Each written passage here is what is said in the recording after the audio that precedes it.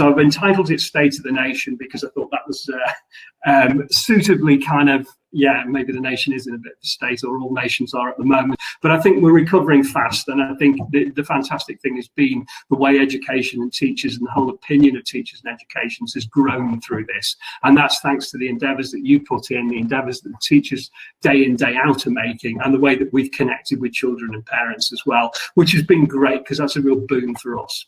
So the first bit we're going to do is look at, well, what was happening pre-COVID, what we were worried about then, what loss have we suffered as a result of COVID, very briefly, and then, well, what are the gains though? And the gains become the most important because that's where we can build in. But this diagram which John shared with us when he was on, John Hattie when he was on, I think this was the most kind of profound one that we're looking at the moment, which is this loss of enthusiasm for school. Looking at that particularly by year 9 or grade 9 level, you're down to 37% of children actually want to be at school, which is kind of a little bit concerning. So we've got to find ways to re-engage that and reignite that, because that passion is absolutely crucial to who we are as humans. So the first bit we wanted to say was, in terms of engagement, was teacher workload. Now, these are interesting. These are the statistics that are out there. So this was the pre-COVID issue. Again, 2016, they were estimating 54.4 hours. This is in England. There are similar studies in the States and similar studies up in other parts of the world as well. By 2019, that had got down to 49.5 hours. And the main savings they seem to think were through plan, mark and supervise and one-to-one. So that's where teachers are drawn back to create workload. And I'm reminded of Ross McGill's book. Maybe it did help, and maybe it got everyone doing that one a lot faster. But that seems to have been what the change is. But these are official statistics, and you never really know whether that's what is really happened. So you'll know within your school. Certainly leaders over this period of time have been putting an awful lot of effort and energy in, which has been great. The next area that we were looking at was the widening gap, and the report came out only last week, where we were looking at, yes, in secondary it's starting to widen again, and this is pre-COVID, it was starting to widen. In primary it had stopped closing, and it's what we can do about that becomes very difficult. And I think the whole brouhaha over the exam results and how they were interpreted shows the problem with this, because if you're going to norm reference everything, yes, you've got to close that gap within a norm reference thing, but these are statistical errors and statistical games, so it's quite difficult to understand, well, you know, what are the practicals in there? So I'm going to talk about those a little bit more as we move into the presentation, if that sounds okay. So the first area then, after obviously what was going on beforehand and what we were trying to tackle, was what about the learning loss that COVID caused?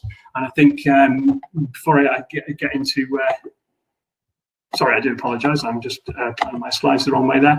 So the first one was the learning loss that people have talked about, and what actually happened in this period of time. We know from the statistics and the past data that most of the learning goes on earlier on in the term, but we don't know whether this is because of the way it's taught, the way it's examined and tested. It's a very complex matter. This is what you're going to be finding out next. Now, from the previous presentation, if you need to get into those slides where we looked at what happened in Christchurch, what happened after Hurricane Katrina in that part of America where schooling was stopped for a kind of similar period, the learning loss was a lot less than we'd actually anticipated. So, you know, you're going to find a variance picture, and that picture comes down towards this next section, which is really looking at this disengagement. So this is a scale that was developed in Tasmania between engaged and disengaged pupils, and what they were finding was that for some pupils, learning online actually engaged them more than learning in the classroom. Now, it may be, I've got an 11-year-old daughter, she seems a lot less distracted. She's an incredibly sociable person. In school, there's a lot of distractions. When she didn't have those distractions, she seemed to get her work a lot clearer. So I imagine there's a small percentage, possibly 20% of the learners who are actually more engaged during the learning, and they find it more appropriate for them. And certainly when we've looked at the data, we can't find much difference as to whether you learn online and whether you're taught face-to-face. But this is according to qualitative levels of what the input is and how the learning processes work. So it's quite difficult. We're comparing apples and pears here. But what the biggest concern here was sitting this was as children become disengaged, and then what happens when you get into areas of significant disengagement, because these are much harder children then to re-engage and to get back into the learning process. So when we're looking at learning loss, now there is a previous webinar here that I did with Andy Griffith where we looked just really at this whole chart and how you can work on it. I think that's most useful in terms of the triaging that you can do and the effectiveness with which you can look at that. A third area which you mentioned, which is definitely a loss area, which was becoming more important, was the whole field of mental health and well-being. And again, we're not going to know until we really talk to the children, but we know what sociable experience life is at that age and how friends are so important, and peers certainly when you get into the secondary paradigm become even more important. And I will mention to Ken Robinson, who what a guy, very influential on me in my teaching career. I had the pleasure of meeting him several times, had lots of conversations with him individually. For me, he wrote a report years and years ago called All Their Tomorrows, which is the predecessor of Towards Employability, where he looked at creativity and creative expression as being a part of what you're meant to do in the world. And that was hugely influential on me. And I think whilst his vision and words have kind of been a rallying call for many teachers, other people have found it more difficult to engage with, well, what does that creative process look like? What does it mean for me? And I think the way that I felt about this always was, what am I meant to do? And we spend a lot of time in schools asking kids, what are you going to do? What are you going to be? Ask that deeper question. What are you meant to do? Where are your talents? Where's your interest? Where's your sense of expression? Because you only get one go at this world. And that was Ken's, and what a great go at this world he put in there. So what do we gain with COVID though? And I think this is the really important bit, if we can get into these COVID gains, because this is where we lift up and we start to understand the world as a different world to what we have. So, I mean, the first one is, it is the largest experiment ever run in education anywhere in the world. You wouldn't pass any moral or ethical committee to run this sort of level of experimentation where you've actually got to engage with everyone. So there's a chance to find out what works, what holds, what doesn't hold. And I love this. Sorry, I'm just going to come forward a little bit there. Oh, we are going to go back onto that one. So this experiment then has run. So we've been running this school online and distance and trying to run this model across. And what we've been seeing with schools where the real gain is where they can actually move quite seamlessly between those three, because we don't know when lockdown might happen again or what might be the result of it or any changes that are coming. So it's very much, I think, seeing these three as seamless. And we mentioned in a previous thing what's happened in Estonia and in Singapore, which are two of the highest performing PISA nations. It's not by accident that they're higher performing. Yes, there are cultural differences, but they don't see a difference between these three, and therefore they practice them. So twice a year, all the lessons are run in an online manner, and they're all using the distance learning processes. So therefore then they can switch quite easily between those. And one other thing I will say about this as well is we've noticed with the visible learning schools that they have thrived really strongly in this atmosphere, and I think it's to do with that language moving from being the language of teaching to the language of learning. So that language of learning has allowed a really strong connectivity then between the teachers and the parents and the learners, and that magic triangle is really crucial because that's where the expectations lie.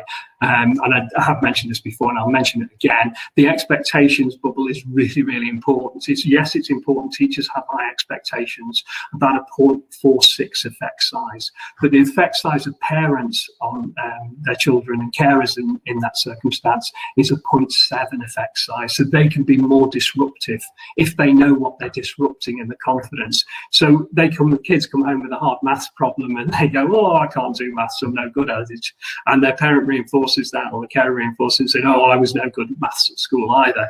That is going to have a more negative effect than the teacher's effect. But the biggest effect of the whole lot in that triangle is the pupils' expectations of themselves and how we disrupt those. So really crucial. And I think we found a lot of that, and we found ways into that and ways of having those conversations as learning's become more to the fore. The next area we look at is this whole adaptive resilience, and this is how you rise up as a community. And again, we've been talking about this in a lot more detail, but just to summarize, that is here now. People are ready to go and really excited, and it's how we actually dive into that. I mean, you're going to have children bubbling into school who haven't been able to go to school for a long time. They're going to want to ride on the wave of that. Same with the staff as well. A lot of teachers we've been talking to, they particularly teachers who've been in teaching for 20 years plus, they rely a lot. I mean, they love their career, they love the way that they work. They've really struggled in many cases to adapt to online. It's not all of them, that's some of them. But one of the areas which they like is that energy that the children give them, and they feed off that energy and they're able to lift up. And it's much more difficult when you move to online. So I think you'll see that kicking in, that adaptive resilience. So that's really exciting from that point of view. And then recruitment and retention is going to get easier because all the teacher training courses are full. Unfortunately, the young people are going to find it quite difficult to get jobs for a little while, but what always happens there is it gets easier for teachers. Now, the downside of this may be other teachers deciding, look, I don't want to be in this anymore. They've had time to sit at home, time to engage with their pets, family, wider things, with their interests, their hobbies and stuff. So, you know, it may be that we are going to need those more teachers. But I think one bit above all, I remember several years ago now, we had Sir Michael Barber and John Hattie in a conversation talking about, and one of the questions was asked, look, is politics good for education? And I think most of the people in the audience were sitting there going, no, I don't think it is. It's quite destructive. So Michael Barber just turned around and he said, don't think of it as destructive. He said, if education is in politics, the money will follow. It's when education disappears from politics that the money disappears. So you might actually count your blessings there, that the exam fiasco that came up, the fact that teachers have played such a heroic role in this, and the fact that there's more to come of this and more uncertainty, because it looks like without the schools, the whole economy is going to struggle to really re-engage. So for all those reasons, we're already starting to see the wallet opening again. So that's nice to see. So yes, and Michael Barber, you were right. Only 8 years later, we can sit there and say thank you for that comment. Okay, so what I then just wanted to run through a little bit was this kind of notion that where we're at in terms of moving forward and what needs to move forward. So one of the biggest notices that we've had here, and talking again to teachers, talking to experts, is that by moving people from the environment where it's face-to-face and everything becomes very familiar, we know after about between 2 and 8 years, teachers they learn an awful lot, and then it just kind of slows and plateaus. And after 8 years, certainly the research of Hargreaves and Fullen seem to indicate that teachers tend to plateau, the habits become formed, and therefore then they become very reliable, and that's what they want to go on. So what in actual fact this has done is turned on a learning curve, and that learning curve has just been kind of quite traumatic. So there's your learning curve. We've got a lot of teachers who come down to this level because technology is not their forte, and they've found it quite difficult to work within this. But this is the game, because they're on that curve, they start moving along that curve, they start talking about it, they start doing it, and so for many these things won't change again. That will stay where it wants to be.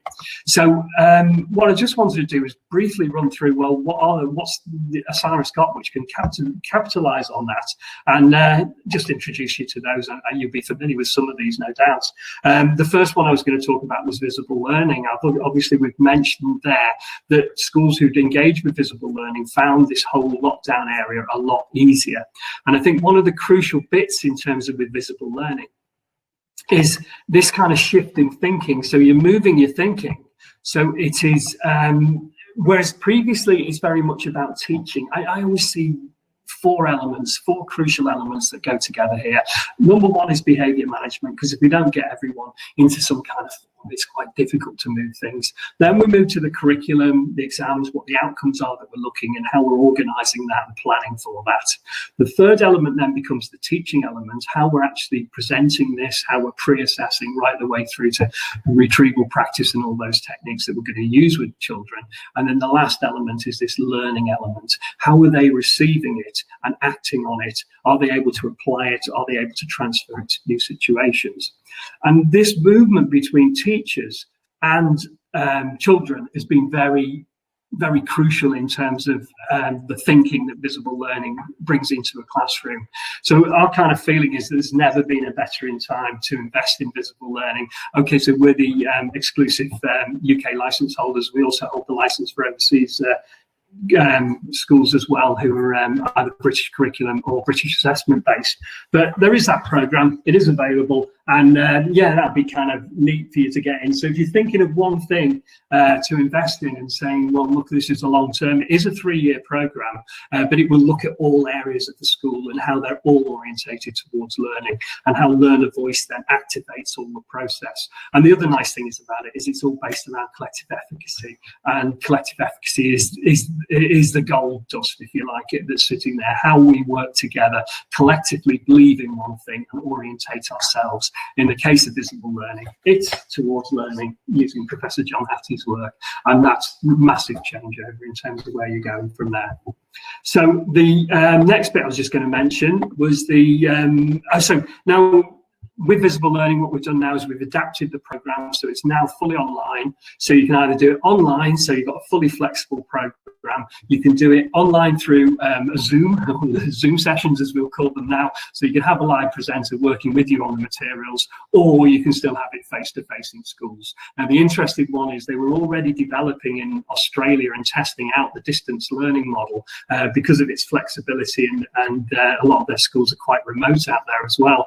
And they found it works better. Some schools are coming in saying, just give us that one, it works really well. So that model is there now, up and running. So we're excited to be able to share that one with you. The second one we'll talk about is OTI. OTI is our foundation teacher program, which establishes a teaching model within the school. Now, again, last year, we were already trying to move this online. I'll talk about a new Osiris platform that we've got now available, but we were running it on this platform. It's absolutely fascinating to watch we thought the relationships was absolutely crucial to it. It is absolutely crucial to it, but it's also the relationship the individual has with themselves, which is how do you unpick that and unhook that. And what we've found is we've been able to adapt this online, and it's very powerful and strong, because what we can present the people with is not just what we think that they're doing and what they think that they're doing, but the objectivity within it, through using video work, using other work, and the online platform's really nicely supporting that. So that's available now, and with different ways of working through it. The third one that I mentioned there is collective leadership. Collective leadership, really, really good for it.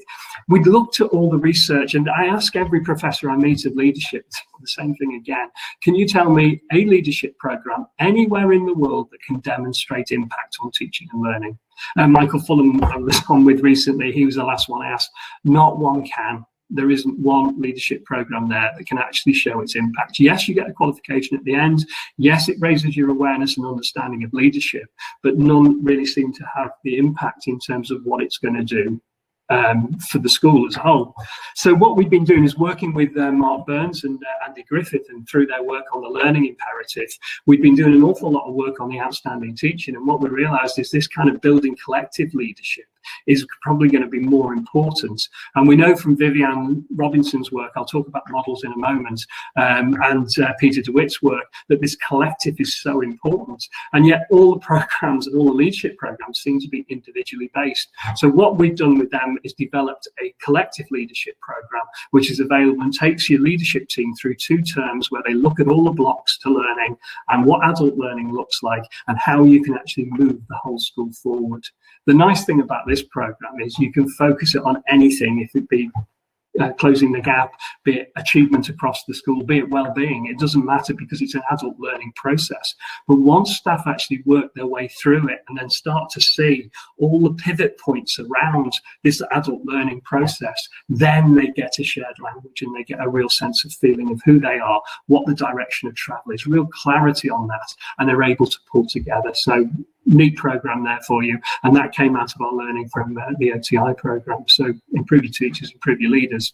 The fourth one I'm just mentioning there is closing the gap, and I've got Steve Ingle coming in on Thursday. We'll talk a lot more detail about this, but we're aware that new approaches are going to have to be taken to closing the gap, particularly now it seems to be stuck.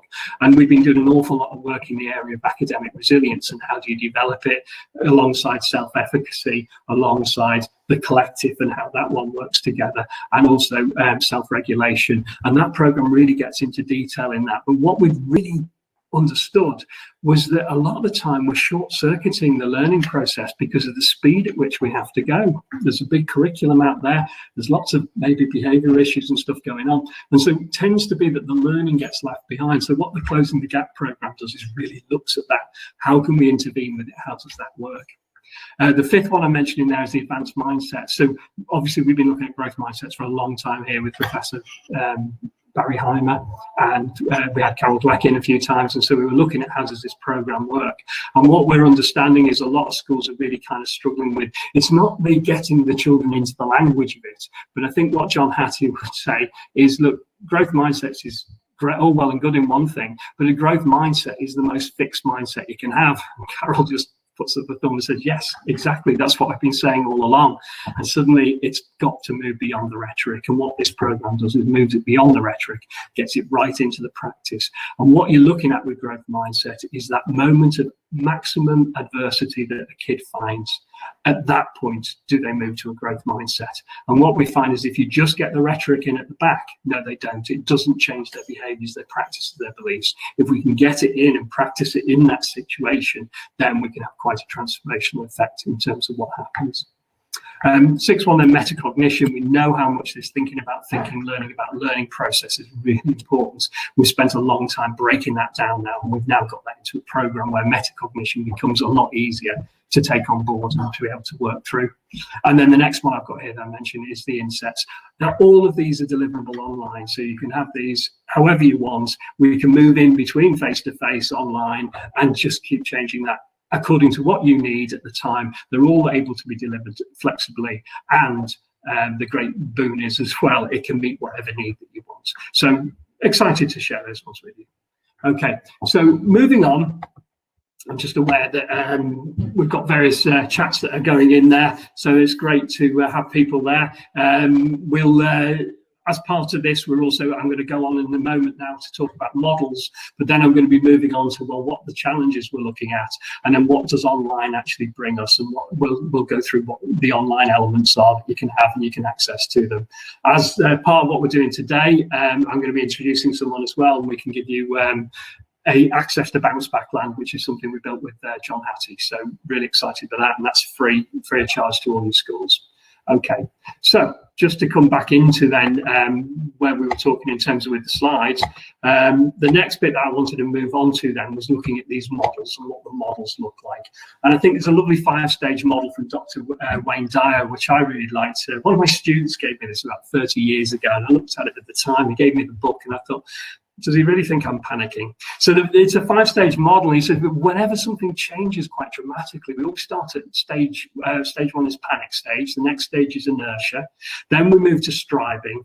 Then we move to coping, and then we move to thriving. And I think this is really important. This kind of panic inertia, it's a human process. We're just trying to weigh up where we're at. And I think a lot of people back in March might have felt that one. The striving then is the busyness, and the busyness doesn't necessarily get us where we want to go to. And it's only when we get to a more robust response, which is the coping. And what we're saying about the robust response is it's very draining on resources. Trying to get back to exactly where we were is very difficult. Wayne Dyer talked about coping in terms of like a coping saw that cuts off the edges to make things easier for you, but at the same time you lose the beautiful shape that they belong. And I know Mark Burns talks a lot about beautiful teaching. So what we want to do is get to this thriving stage, this anti-fragile stage, and then get that one working. So that's kind of where we're heading. And it's Talek, if you want to see the stuff on anti-fragile. But anti-fragile is essentially the response to how do we build back better. So it's different. We're more robust than before, but we're not using robustness. We've actually been creative in the processes that we're using. So I'm now going to just mention a few of the paradoxes that are sitting around there fairly briefly. And I love this this little quote: "When the tide's out, you can see who's naked." And there we are on Crosby Beach with the Anthony Gormley statues. So few paradoxes really to mention. I think in this, the first one we'll mention is this kind of research and evidence base, because this is sitting there at the moment. We talk about evidence-based practice and research-based practice, but sometimes it gets a little bit confusing in terms of what's research-based and what's evidence-based. So we'll put the differentiator in here just for a moment anyway. So research to me is anything, if you like, on the left-hand side of the screen, where it's been researched academically, where they've actually pulled up and they've done proper controlled trials to get the studies working. The evidence base for us, Osiris, is what's working in your school. How's this working and how do we know it's working? So translating from this to this is quite difficult. Now, particularly when we moved into the COVID stuff, because the research base suddenly became irrelevant, which is quite difficult. There were some elements in it that we could draw upon, but a lot of the techniques and stuff had been tested under laboratory conditions or classroom conditions. Suddenly those have disappeared. So how do you move it into this context? So that's where we're moving with this one. How do we build our own internal evidence base? And this is very much the work of visible learning, but also this evaluative process, which is going to be absolutely crucial, I think, moving forward. The second one I've already hinted at, this teaching and learning, and I think this one's been exposed quite a lot as well. So we have this kind of concept of over-teaching and over-learning, and I quite like it, because if you look at that, when's teaching gone too far and when's learning gone too far? Interestingly, if you over-teach, yeah, it can lead into dependency, because we're going to get a lot of repetition. It can also lead to boredom with the learners, but the emphasis is on the teacher. Now, what we've seen exposed very strongly within the COVID thing is that teacher gets taken away, and this is where the disengagement and the learning loss is most likely to occur. So what we're trying to say is, let's focus on over-learning, not on the over-teaching, because that's going to make a big difference.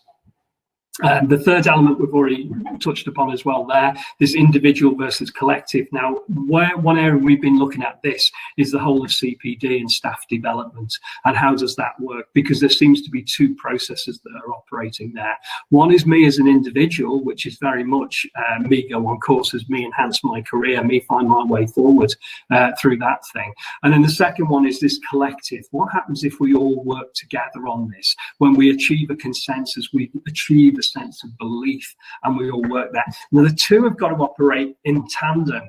And the interesting one, and this, the research is unequivocal from Leithwood on this one, which one trumps the other? Is it more important to drive that individual? Is it more important to drive the collective? I mean, the obvious one is the collective. You're right. It's going to be the collective. And the reason is that individuals struggle to move their self-efficacy much up. But when they join a collective with a higher sense of efficacy and a higher sense of purpose, and this is the principle McDonald's work on, and Timpson's the shoe repairing shop, they can take anyone, move them into a high collective efficacy environment, and it's possible anything can be made to work. And I think in schools we've used this word autonomy, and it's got a kind of mixed word, and I'll come back to that and come on to that next with independent and independent at the moment. But autonomy is part of being a collective. And so what we're seeing very much with CPD for moving forward is, yes, you've got to set individual pathways, and you've got to have the collective, because if you don't have the individual understanding, the collective won't actually achieve what you want it to achieve. So having both and keeping both in mind, that's the end with most paradoxes. The next bit we've got is this dependent versus independent learning. Now, I spent about 8 years studying independent learning. It's very, very difficult term. I thought independent was what you needed to get to, and that was the most important bit.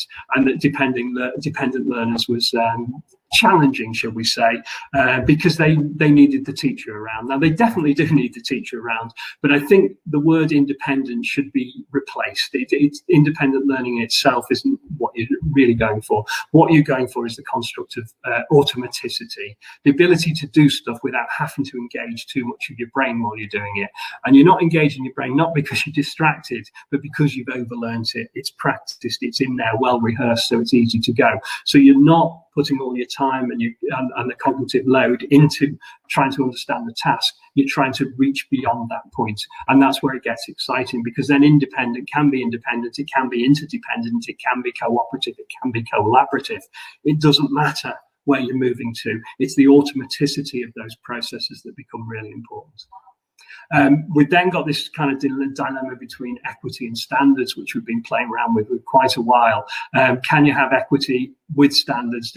What happens if you focus on standards? Do you lose a sense of equity? So getting that balance together, I think equity through standards might be a really good way. Again, it asks that message of learning as well. Does everyone know their own individual learning strategies? Have they honed those learning strategies? Because if they can contribute a lot more, and they can become more of the agent of their own outcome.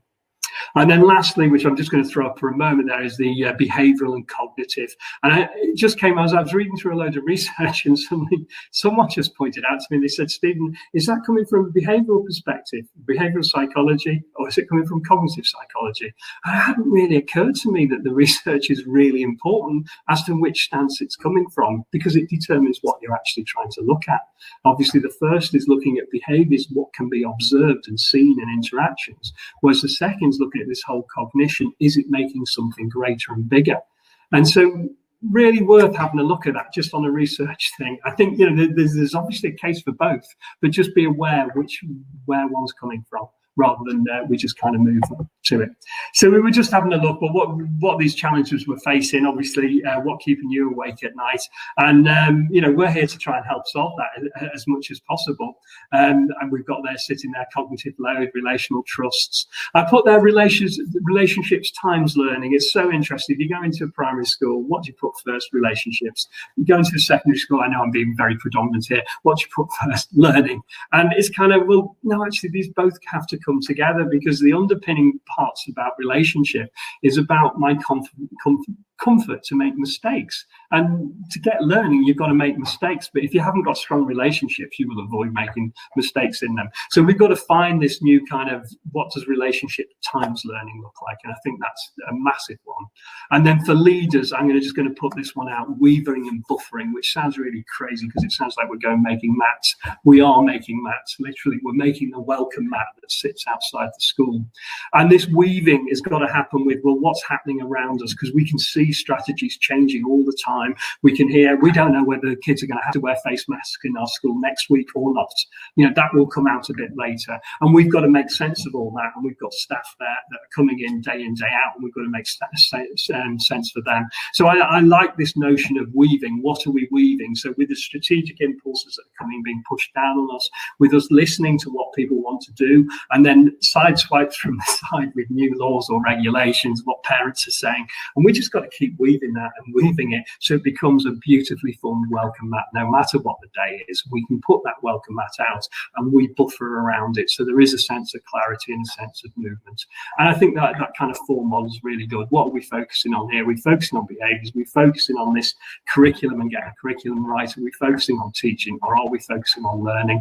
Really, those are the only four choices, as far as we can see at the moment, that are out there. So we now look at a bit of learning models. I'm going to throw this out. These slides will be made freely available to you. And this looks very much at the kind of John Hattie model. So what model are we actually employing within our school, which is a good decision to make. And John reduced it to a surface, deep and transfer model. So what we're trying to do is, at surface level, acquire that knowledge. So we've got it. And again, this is where the knowledge-rich curriculum is coming in. At the deepening is much more at the mastery stage. Are we really managing to nail that so we can apply it to situations and brings into notions of deliberate practice. And then the last one, this kind of transfer, which is the kind of jewels, if you like, of the whole of education. Once I've got it in here, am I able to then use it in other contexts? And what John started doing there is breaking down, saying, well, what's the most effective strategy at each stage? And that's what we explore in visible learning. I think Andy and Mark did it not dissimilarly. It's just another model which we like to see with the feedback, autonomy, challenge and engagement. And this lies at the heart of OTI, which is how do we actually move through these processes? So how do we get the learners on the page? How do we get that feedback process going so it actually charges up the learning? And then how do we lift the challenge by one each time so we get people up to where they need to be? And then with this whole thing of autonomy, but there you can obviously see the independence, the resilience, the metacognition, those sorts of values that we were talking about earlier.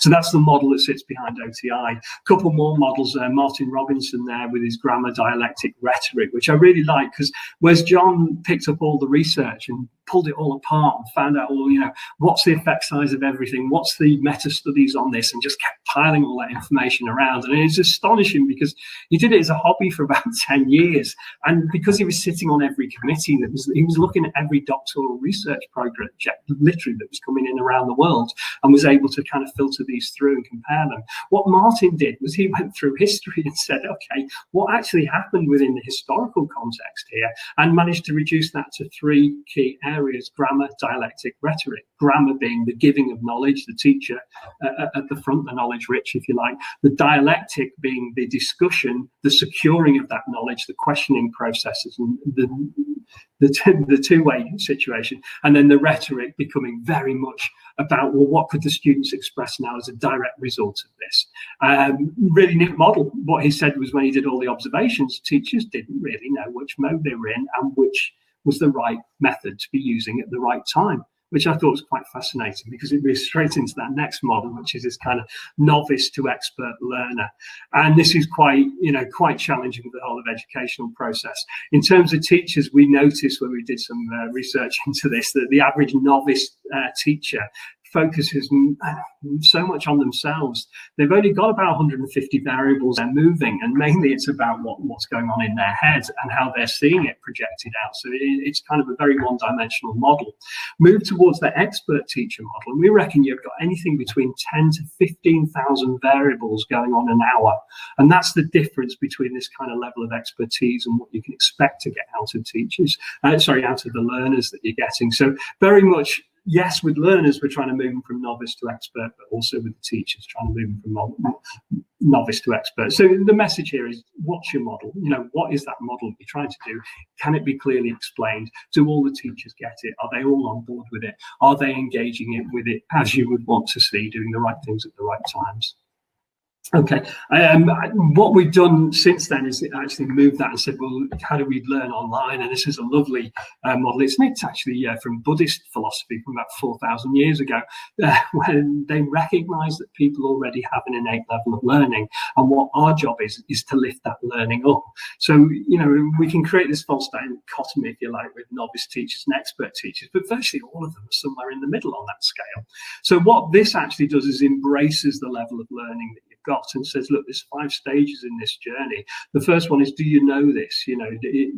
What does it resonate in you? How do you feel about it emotionally? Has a base there, but what are you thinking about it? And you can do that prior test engagement. The second level, and this underpins a lot of the programs and a lot of what we're developing at the moment, so you'll see this, so it's very good to use. The second one is this chew process, which is, okay, can I really chew on that and look at that from a number of different angles? And this is kind of overlearning, if you like, and consolidating exactly what you've got in there, because until you've looked at it from a number of different angles, it doesn't kind of sit there. So we spend a lot of time introducing new stuff in schools, certainly to staff, and we're hoping that kind of transfers and gets into their way of thinking about things and the way they're holding it.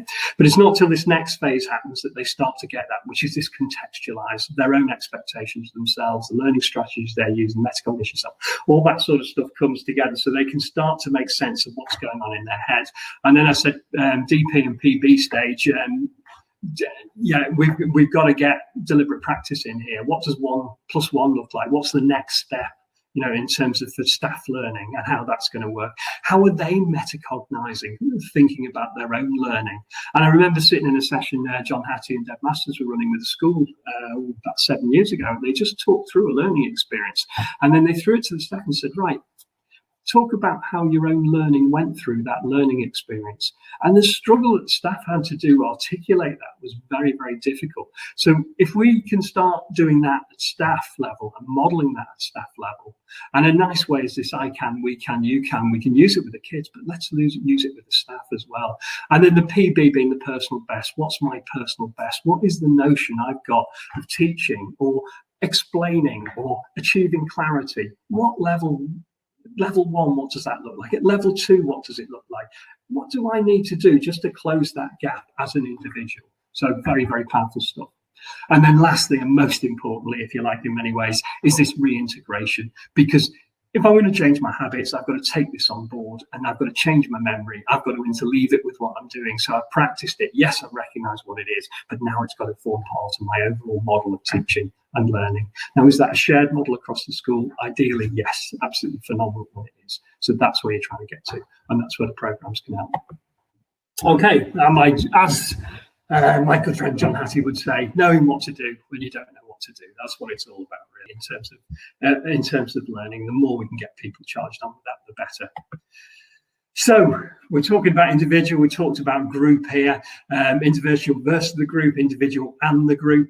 And this is the whole of school improvement. How does it all meld together? So this is what we want to see. I think in Scotland, they use the term CLPL, which I love.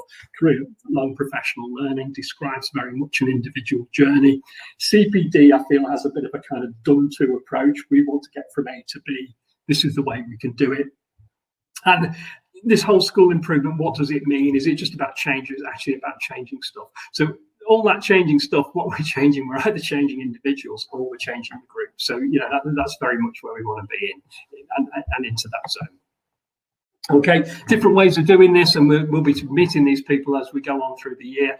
In terms of implementation, absolutely crucial within this whole process, and it's one thing that Osiris are very, very proud of what we can do. When we stand there and do something and say we're going to do it, we do it, and we do it because we've got really sound and solid implementation processes. And you can see there, this is Vivian actually at the Osiris conference presenting on this one in Scotland, which is a phenomenal presentation. And this is the crucial bit. That first one is a persuasive process. Is coming one way. The theory of action is coming from the leader to the teachers, telling them this is what we want to do and these are the benefits. It's a sell process. The second one is a dialogical process. So it's quite simple. Where I'm trying to go from A, where am I trying to get to B? But let's have this as a dialogical process, because if everyone agrees and we've got specificity on it, much easier to achieve. Good friend Peter DeWitt does a more complex model of this, if you like, which is the program logic model. And this is the sort of stuff you see. I've gone to New Zealand to pick one of these out. I'm going to America to pick another one out. It's something in England that we've really got to get into a lot more. I know the EEF brought out one of their toolkit programs on implementation. It had some good elements, but I think some of it underlook big complexity of when you're dealing with mature education systems. It's okay to make small piece changes. It's very hard when you've got so many moving parts. Those parts are moving very fast. They're constantly being distracted. These need to be well thought through, and these sorts of processes start to bring a little bit more to the implementation. Okay, and then obviously we've mentioned impact because it sits right Osiris's logo. Impact and quality all the time. Learning curves we've mentioned about, that collective, and that establishing what works in my school, building a really good evaluative base. So therefore then you can take learning forward. And this same process should be happening with teachers, individual teachers early on in their career, becoming an evaluative teacher. So you're constantly evaluating the practice, you're using multiple forms of evidence to really get to the understanding of it.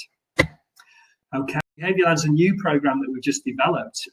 This is looking at behaviour. So we were looking at, well, how do you take a new approach to behaviour? And when we looked at it, I mean, I'm very fortunate. I've been able to work with Bill Rogers. I spent 2 days just completely unpicking the process with him that he uses to develop teachers. And Carol Dweck having a look at, well, what does it look like when you take the positives of it? And what we were seeing within the market, within behaviour, was there was two things happening. Number one is people were really stressing relationships and getting the atmosphere right and getting the climate right and those sorts of things.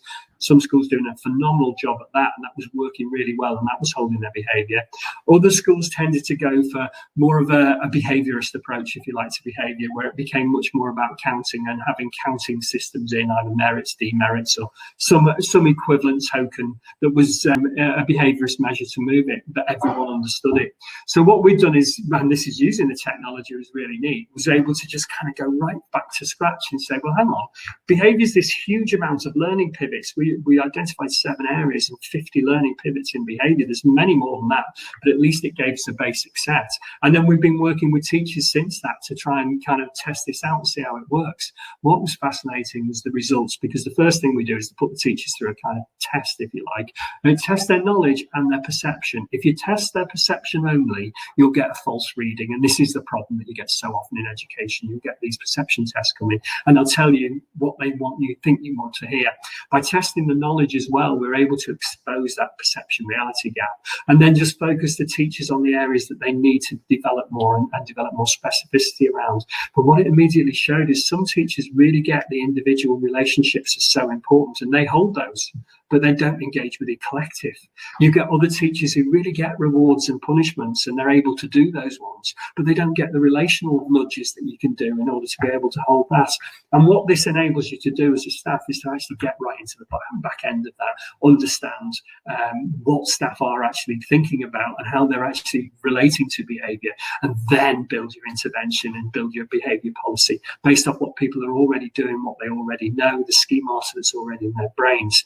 And what it is, I mean, a lot of it relates back to how they were brought up, how they were schooled themselves, and they're just expressing that out, but they're not really aware of that expression out. So we need to dig deeper. This allows you to dig deeper. Neat little tool. And as we were sorry, I'm just going to skip onto this one. Bounce Back Land, we've done a very similar type of process, but we looked at COVID and what the effect of homeschool learning was. And we're trying to get it out before the summer. We couldn't, unfortunately, but this is now available free of charge. All you've got to do is click on the link there, and we'll send you that link, or say, please send me a link to Bounce Back Land, and you can have that. And you can have that for all your staff as well. See where they're at, what they understand. If the pandemic worsens, and if we end up going back, or we have a partial lockdown, you will then know what your staff know and what they don't know, which is the really important bit. And the last bit, which I'm going to leave you on today, is the impact narrative. We've been very excited about this work. We've been working with 7 trust leaders on this, and I'll just highlight it there. So it's called Trust for Impact, but it's crucially based around this concept called the impact narrative. So what we're looking at is what makes the biggest difference to schools and to achievements and to children, because in the end it's the impact on them that matters. And what we've identified is these factors around learning. So we're building a survey together now, and we've started a movement on that. So we've got 8 trusts that are working with us on this, and working with Professor John Hattie and Anne-Marie Digweed. And then we've got various people who are now signing up for it. So people like Dylan William have signed up to endorse it, Vivian Robinson, Michael Fuller. So we're just building up this group of people. What we're releasing next is a survey, and this is a free survey for all schools to take with their pupils. So to find out, well, we talk about learning, but what do they actually know? What do they actually think? So it's a perceptual survey that we've been testing, and that's going to be available. Again, if you're interested in getting involved in that, just put up your details and we'll get you involved in that. No charge for that as well. And we're absolutely fascinated. What we're hoping is that this will be the biggest ever learning survey, which just focuses on learning and the factors that derive learning.